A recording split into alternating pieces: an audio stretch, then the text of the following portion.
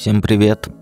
Сегодня у нас тени, да, вы уже поняли это, и сразу говорю, это расклад не для тех, кто привык про мужиков только смотреть, потому что это расклад про тени наши, про наши теневые стороны.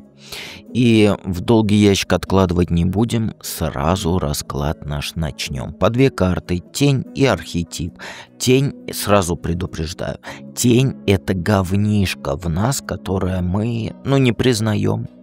Никак не признаем. Вот, например, там мужики не признают, что они тиранят женщину. Женщина не признает, что она там с мужиком ради денег. И вот это все — это тени. Архетип — это ресурс этой тени. Давайте начнем.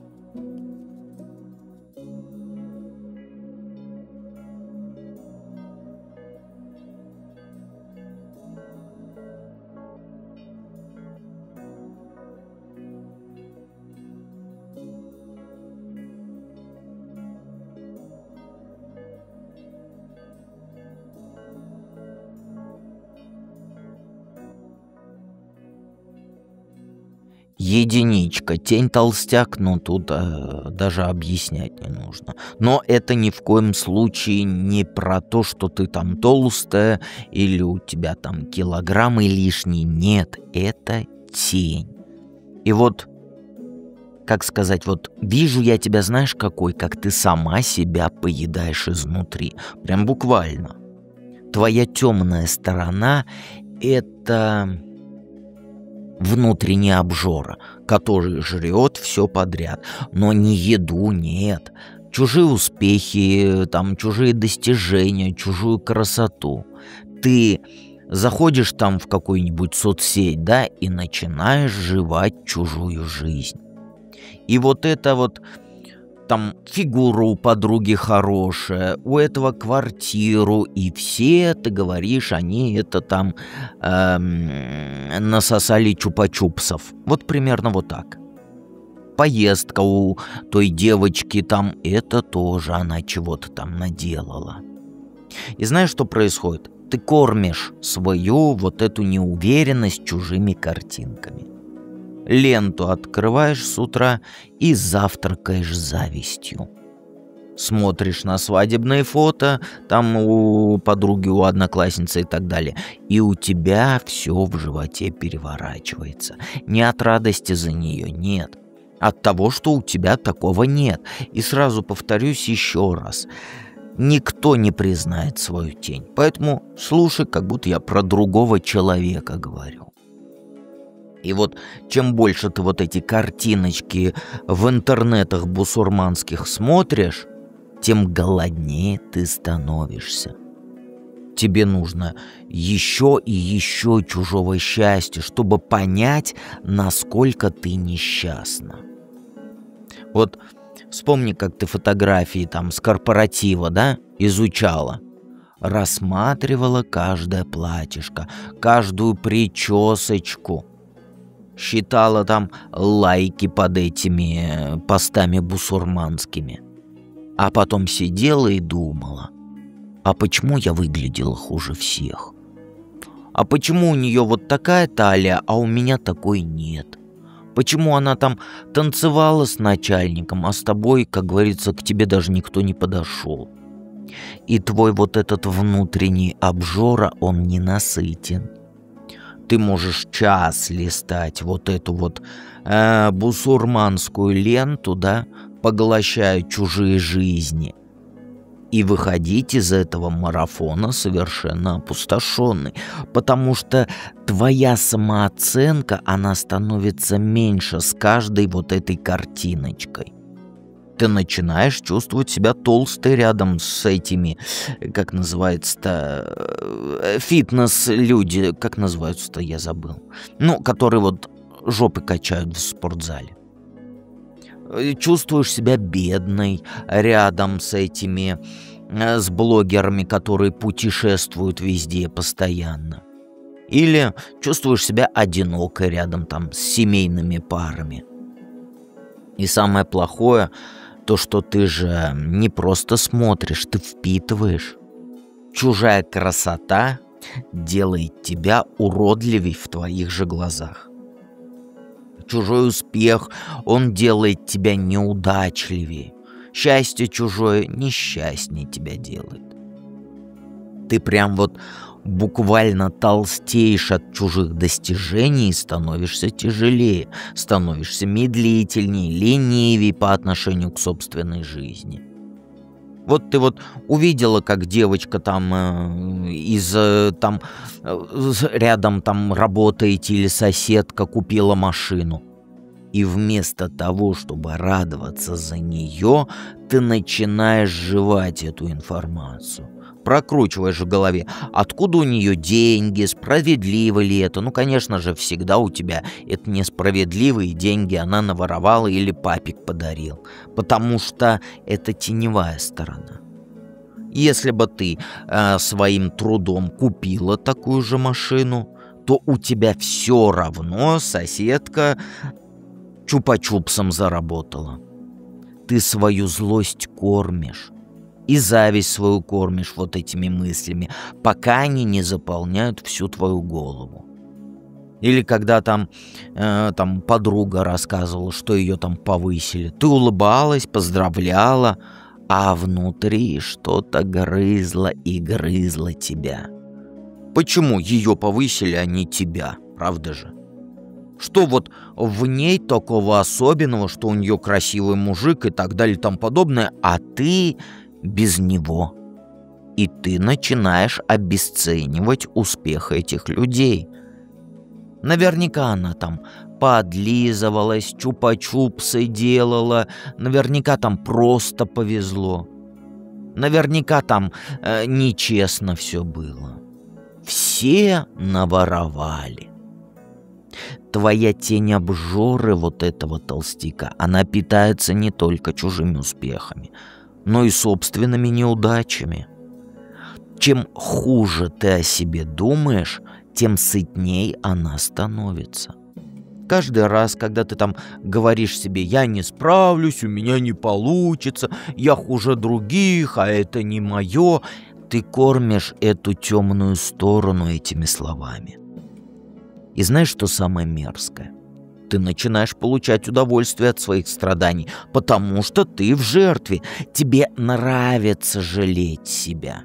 Нравится чувствовать себя там обделенной судьбой. Судьба, весь мир против меня. Это всем везет, а мне не везет. Потому что это становится твоей зоной комфорта. Легче же сидеть и завидовать, чем вставать и делать что-то со своей жизнью. У меня же не получится. Это же там не мое. Это же там не то. Это не сё. Я не могу. Вот легче сидеть, да. И ты стала экспертом уже по чужим жизням. Ты знаешь уже, кто с кем встречается, кто сколько зарабатывает, кто где отдыхает, но при этом ты совершенно не знаешь, чего сама ты хочешь. Потому что ты все время занята перевариванием чужого счастья. И вот сидишь ты дома там понедельник, вторник, среда, пятницу, да, и листаешь там вот эти вот кто как отдохнул, кто как гулял, и чувствуешь себя несчастной. Самый несчастный на свете. Всем везет, тебе не везет. У всех все хорошо, у тебя у одной все плохо. Хотя знаешь что? А никто ж тебя дома не держит силой. Ты сама выбираешь быть зрителем чужих жизней, вместо там режиссером своей жизни быть. Твоя тень, она делает тебя пассивной. Ну, правда, да, зачем что-то делать, если все равно получится хуже, чем у других? Зачем стараться, если там другие все равно лучше? Или там, зачем мечтать, если мечты у других намного круче? И ты вот застываешь в этом состоянии постоянного сравнения. Как вот видела Янтарь, где всякие комарики доисторические, всякие мушки вот в янтаре застыли когда-то там, да, и они вот в янтаре. Вот это твоя жизнь. Ты застыла. Еще один трюк твоей темной стороны, это, знаешь, она заставляет тебя искать подтверждение своей неполноценности. Ты специально заходишь на страницы тех, кто успешней, кто красивей, кто счастливый, у кого маникюр получше, и ты намеренно читаешь про чужие достижения, а потом страдаешь от зависти. Это как вот саму себя молотком по пальцу бить и удивляться, а чё это так больно? Твой обжора внутренний, да, твой толстяк внутренний, он научился маскироваться под интерес к другим людям. Я же просто хочу узнать, как у нее дела, ты говоришь, да? Заходишь на страницу бывшей одноклассницы, которая явно там на Мальдивах отдыхала. На самом деле ты идешь туда за дозой страданий, за очередной порцией доказательств того, что твоя жизнь — это отстой. Оптимист — это ресурс тени. Ну смотри, твоя сторона светлая — это, знаешь, это не тот дежурный позитив из соцсетей, да, а глубокая вера в то, что жизнь прекрасна именно такая, какая она есть, и что твоя жизнь, она же не исключение. Твой внутренний оптимист, он, знаешь, он видит возможности там, где обжора видит только препятствия.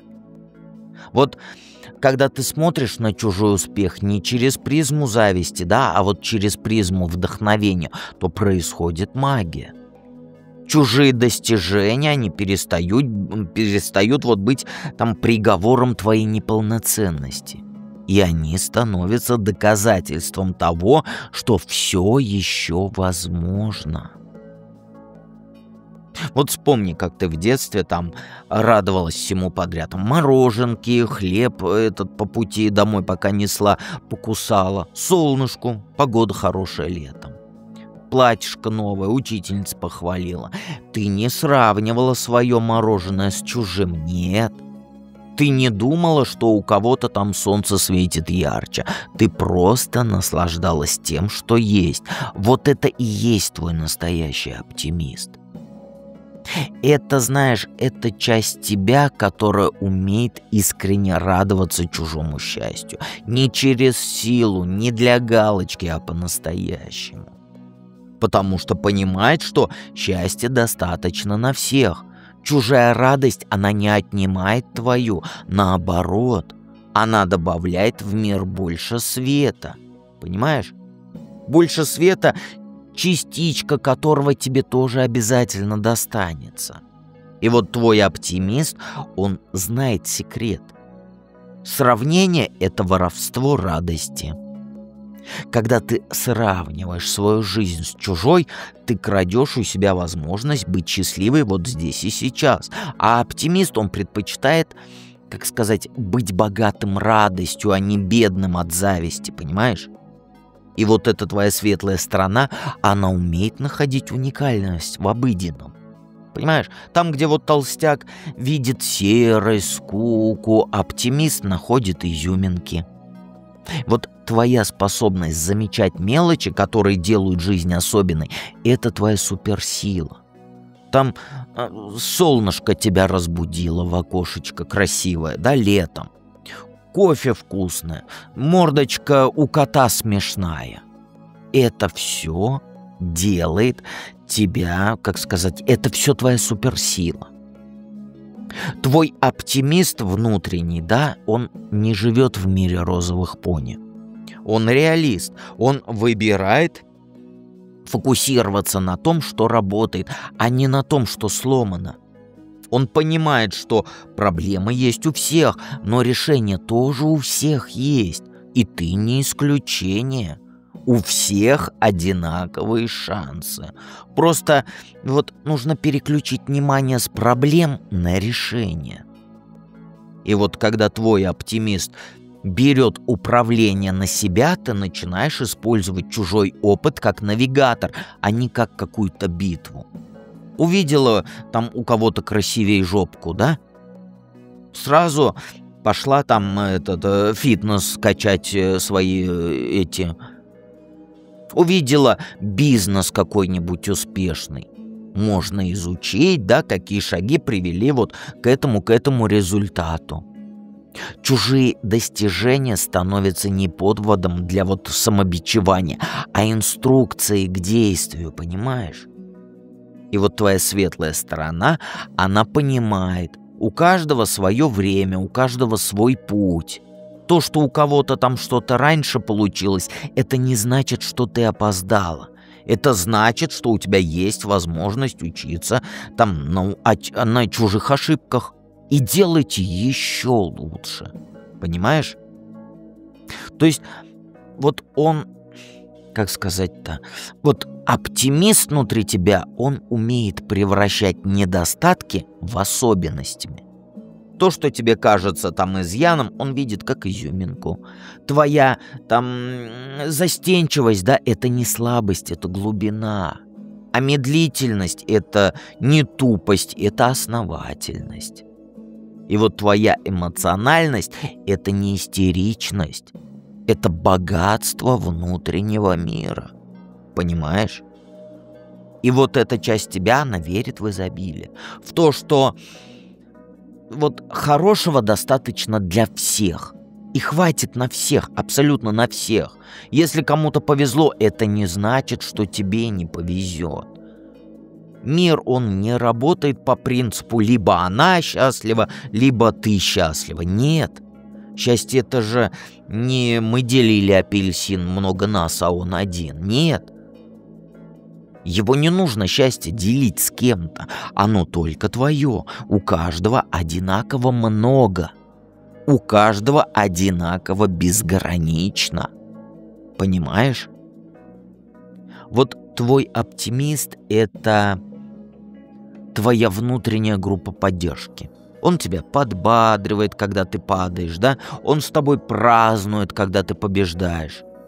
И напоминает о твоей ценности, когда ты о ней забываешь. Он тебе прям говорит: ты молодец просто за то, что ты стараешься. Просто за то, что ты не сдаешься. Просто за то, что ты есть. Ты умничка по факту своего существования. И вот когда оптимист управляет твоей жизнью, ты перестаешь быть потребителем чужого там этих фотографий и становишься создателем своих. Вместо того, чтобы завидовать чужим вот этим фотографиям из путешествий, ты планируешь свою поездку. Вместо того, чтобы там грустить из-за чужих успехов там на работе, ты можешь инвестировать в свое развитие и сделать больше, чем вот этот вот якобы счастливый человек. Потому что твоя светлая сторона, она знает, лучшая месть — это собственное счастье. Не нужно никому ничего доказывать, не нужно соревноваться, не нужно, как сказать, там смотреть на других. Нужно просто жить свою жизнь так, чтобы тебе самой было в ней интересно и радостно. Оптимист внутри тебя — это магнит для хороших событий. Когда ты излучаешь благодарность за то, что у тебя есть, вместо зависти к тому, чего нет, то Вселенная начинает подбрасывать тебе еще больше поводов для благодарности. Это не эзотерика, это не магия, это психология. Позитивные люди, они замечают больше возможностей и притягивают больше там предложений интересных, мужчин приятных и любовь, где никто никого никогда не кинет. твой внутренний оптимист, он превратить может вот сравнение, да, испытки в игру. Вместо, например, там, почему у нее там все есть, а у меня нет. Он тебе предлагает: а как здорово, что это возможно. Если она смогла, значит и я смогу. Чувствуешь разницу? Оптимист использует чужой опыт как доказательство возможностей, а не как приговор собственной неудачливости. Да, давайте перейдем ко второму варианту. Ну, у двоечек даже трактовать не нужно. Прячущийся — это, знаешь, ты мастер по исчезновению. Но, знаешь, ну, не в прямом смысле ты исчезаешь.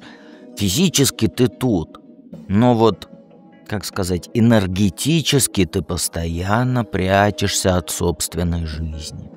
Вот, например, сидишь ты на работе, да, и вид делаешь, что ты занята, хотя ты просто боишься высунуться там с новой идеей, например, там начальству.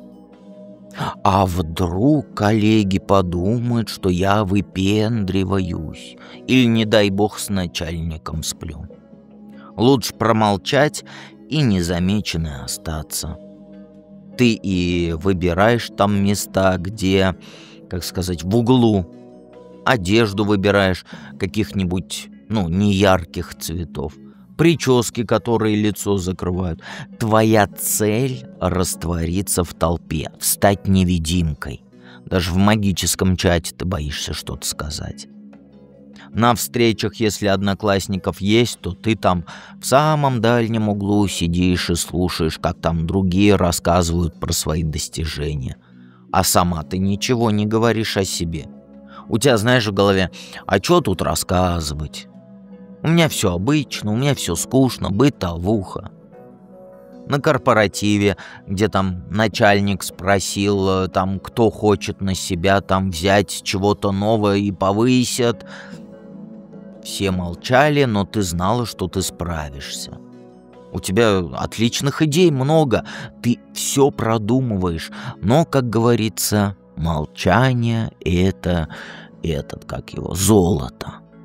Страшно же было там делиться своими мыслями и привлечь внимание, не дай бог все сразу на меня посмотрят.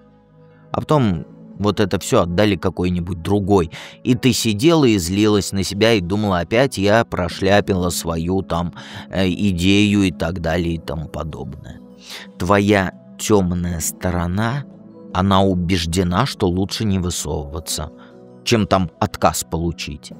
Безопаснее спрятаться, чем там рискнуть и ошибиться. У тебя жизнь, знаешь, по принципу не высунешься, не накажут. Вот примерно вот так. И это стало твоим вот этим жизненным кредо. В соцсетях, если ты есть, ты тоже призрак. Чужие вот эти посты лайкаешь, но сама ничего не публикуешь. А если что-нибудь и выкладываешь, то обязательно там с подружкой, с другом, чтобы внимание было не только на тебе, да, и вот на ком-то там. Ты даже комментируешь чего-то, даже этот расклад не прокомментируешь, потому что, а вдруг дед подумает, что я там, как сказать, не шибко умная. Ты живешь чужой жизнью через экран, а свою ты прячешь от всех. На свиданиях ты тоже невидимка, если они у тебя еще есть. Соглашаешься со всем, что говорит мужик, который к тебе на свидание пришел. Боишься показать, что у тебя есть свое собственное мнение на хоть на что. А вдруг он подумает, что я слишком умная или выскочка, или там слишком принципиальная, или... Давайте я буду лучше кивать, улыбаться, и, как говорится, улыбаемся и машем. А потом твой мужчина влюбится в твою маску, а не в тебя. Да и какой мужчина? О чем вы, господа? Даже в магазине ты себя тихо ведешь. Ты не просишь показать чего-то там получше, померить и так далее. Ты не торгуешься. Ты не жалуешься, если тебя плохо обслужили. Проще же как? Смириться и уйти недовольный, чем устроить сцену. Я же не скандалистка. А на самом деле ты просто боишься конфликта. Твоя прячущаяся сторона, она научилась находить оправдание для каждого случая твоего бездействия. И у тебя в голове: я скромная, я не хочу никого расстраивать, я не знаю, как там в чат такой-то попасть, я деду ничего не напишу, потому что я потому. Мне не нужно лишнее внимание, особенно внимание деда. Но знаешь, правда в том, что ты просто боишься. Боишься осуждения, боишься критики, боишься отказа, боишься показаться глупой, боишься быть неуместной, боишься быть назойливой, ты боишься. У тебя жизнь равно боишься. И самое поганое, ты начала получать удовольствие от своей невидимости. Тебе нравится жалеть себя, нравится думать: вот если бы я была тогда-то вот смелее, то я бы вот то-то, то-то сделала. И вот это стало твоей зоной комфорта. Мечтать о том, как все могло бы быть, но ничего не делать для изменений. Ну, по звезде, вся жизнь по звезде. Знаешь, внутри тебя настоящая звездочка живет. Ну, не в смысле то, что ты там знаменитость, а вот в смысле того, вот кто светит своим собственным светом и не боится этого. То есть ты умеешь быть центром внимания, когда ты расслабляешься и забываешь о своих страхах. Например, там где-нибудь ты можешь увлечься, да, рассказывать какую-нибудь историю, да, там, например, там, не знаю, с девчонками сидите. И все тебя слушают с открытыми ртами, все смеются, восхищаются, всем интересно, как ты рассказывала. И вот в этот момент ты была настоящей звездой. Ты не пыталась произвести впечатление, ты просто самой собой была. Живой, искренний, интересный, и все это почувствовали. А ты просто, как сказать, забыла про свои страхи и просто рассказывала увлеченно вот эту историю так, как никто не расскажет. Твоя звезда внутренняя, она знает, что у каждого человека есть что-то особенное, что-то, что вот делает его уникальным. И у тебя тоже есть эта особенность. Ты умеешь видеть людей насквозь, ты можешь чувствовать их настроение. Подход к любому характеру можешь найти. Это твоя вот эта суперсила Супермена. Но ты ее прячешь. Звезда, которая внутри тебя, она понимает. Внимание — это не страшно, это естественно. Люди тянутся к тем, кто излучает свет, кто не боится быть собой. И вот когда ты перестанешь прятаться и начинаешь светить, то вокруг тебя и собираются интересные люди, появляются возможности интересные, двери все открываются. Твоя светлая сторона, она умеет быть лидером, не подавляя при этом других, как 99% остальных людей. Ты можешь вести за собой, ты можешь вдохновлять, энергией заряжать. Но для этого нужно сначала перестать бояться выделяться. Нужно понять, быть яркой — это не значит быть наглой. Быть заметной — это не значит быть навязчивой. Звезда в тебе, она знает свою ценность. Она не сравнивает себя там с другими, потому что понимает, что каждая звезда, она уникальна. У одной свет теплее, у другой там ярче, у третьей там оттенок какой-нибудь не такой, необычный. Но они все нужны, они все важны, они все создают красивую картину этого неба ночного. Вот когда твоя звезда берет управление, то ты перестаешь извиняться за свое существование. Ты говоришь то, что ты думаешь, ты делаешь то, что считаешь правильным, одеваешься так, как тебе нравится. Ты перестаешь подстраиваться под какие-то там чужие ожидания и начинаешь жить по своим правилам. Твоя звездочка внутренняя, она притягивает возможности. А вот эти, как их паразиты, как их зовут-то? Начальники, они замечают сотрудников, которые не боятся высказываться. Мужчины влюбляются в женщин, которые знают в себе цену.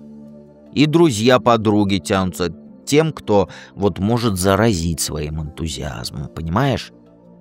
Звезда внутри тебя, она смелая. Она готова рисковать, новое пробовать, ошибки делать, потому что она понимает, без ошибок нет роста. Без риска нет результата. Лучше попробовать и облажаться, чем вот всю жизнь думать, а что было бы, если бы я там подошла к нему, а что было бы, если бы я тогда вот это сделала. Понимаешь, эта светлая часть тебя, она умеет превращать недостатки в особенности. Твоя чувствительность — это не слабость, это способность тонко чувствовать мир. Твоя осторожность — это не трусость, это мудрость. А скромность твоя — это не комплекс, это вот, как сказать, элегантность естественная. Твоя звезда, она знает, что не нужно быть идеальной, чтобы там светить. Нужно просто быть собой, просто быть настоящей. Люди чувствуют фальшь прям за 500 тысяч километров, но к искренности тянутся, как мотыльки к свету, понимаешь? И когда ты перестанешь играть роль и начнешь быть собой, то ты удивишься, сколько у тебя людей вокруг рядом захотят быть с тобой. Понимаешь? Давайте перейдем к третьему варианту. Троечки. Тень скряга. Но это не то, что ты там скряга. Нет, это теневая сторона, которая тебя заставляет, знаешь, вот копить чужие неудачи. Как вот монетки в копилочку складывают, ты так тоже делаешь. То есть я объясню. Каждый раз, когда вот кто-то рядом с тобой ошибается, неважно, на работе и так далее и тому подобное, ты радостно записываешь это в свою внутреннюю копилку. Внутреннюю, блокнотик-ежедневник. И думаешь такая, вот она тоже не справилась. А он тоже не идеальный. Ты стала экспертом по сбору чужих провалов, потому что это единственное, что помогает тебе чувствовать себя не такой уж плохой. Вот вспомни, как там твоя коллега какой-нибудь отчет вовремя не сдала. Ты внутри радовалась. В школе даже, когда, будучи 500 тысяч лет назад в школе, ты радовалась, когда у других не получалось ответить. Ты радовалась. Наконец-то не ты, а другая облажалась. Или когда у знакомой проблемы в браке, у подруги, и сразу легко на душе. Вот она такая успешная была, а вот тоже страдает. И ты собираешь эти крошечки чужих неудач и ими питаешься, когда твоя самооценка на дно падает. Твоя темная сторона, она жадно хватается за любые доказательства того, что другие тоже не идеальны. Ты ищешь изъяны в чужих фотографиях, видишь целлюлит даже на пляжном фото. Замечаешь как его называется, когда вот так криво немножко. Горизонт завален на фотографии. Радуешься то, что маникюр плохой. Это твои деньги для покупки спокойствия. Чем больше недостатков ты найдешь у других, тем менее ущербной ты себя чувствуешь. Ты перестала делиться своими успехами, потому что ты боишься, что кто-то найдет в них изъян. Повышение получила — молчишь. Вдруг скажут, что мне просто повезло. Новое платьишко купила — не хвастаешься, а то подумают, что зазнаешься. Ты прячешь свои радости, но зато ты жадно выискиваешь чужие печали. Даже комплименты ты не можешь принимать просто так. Когда тебе говорят, что ты там хорошо выглядишь, ты сразу начинаешь экономить на вот этой похвале. Говоришь там: да чё ты, у меня зато волосы сегодня не мытые. Или там: это просто там освещение такое удачное. Ты не можешь потратить комплимент на себя целиком. Обязательно нужно сдать эту, как сказать, дать вот когда сдачу дать и принизить себя. А еще ты начал копить обиды. Как вот денежки копишь в кошельке. Так же каждое неосторожное слово, каждый косой взгляд, все записывается в твою вот эту внутреннюю кассу. И когда тебе плохо, ты достаешь вот эти обиды и пересчитываешь. В голове у тебя: а помнишь, она вот тогда сказала вот это, а он вообще-то меня не поздравил с днем рождения. Вот это твой способ доказать себе, что мир к тебе несправедлив, а значит, ты имеешь право чувствовать себя несчастной. Лидер, лидер это сила твоя, то есть прирожденный лидер в тебе сидит, который умеет вести за собой не силой, а примером. То есть ты от природы умеешь там видеть потенциал в людях, там в ситуациях. Ты можешь организовать любой там проект на работе, праздник, день рождения, свадьбу. Никто не верит, что получится, да, а ты взяла и сделала, просто потому что ты увидела, как это должно работать. Твоя вот эта лидерская сторона, она не соревнуется с другими. Она поднимает их на новый уровень. Когда ты, например, в ресурсе, люди рядом с тобой становятся лучше. Не потому, что ты их заставляешь, а потому, что ты веришь в них. Ты умеешь найти сильные стороны даже вот в самом усталом человеке и показать ему эти стороны. Знаешь, настоящий лидер, он не боится чужого успеха, потому что он понимает, когда команда выигрывает, выигрывают все. И ты умеешь радоваться достижениям других искренне, без вот этой зависти.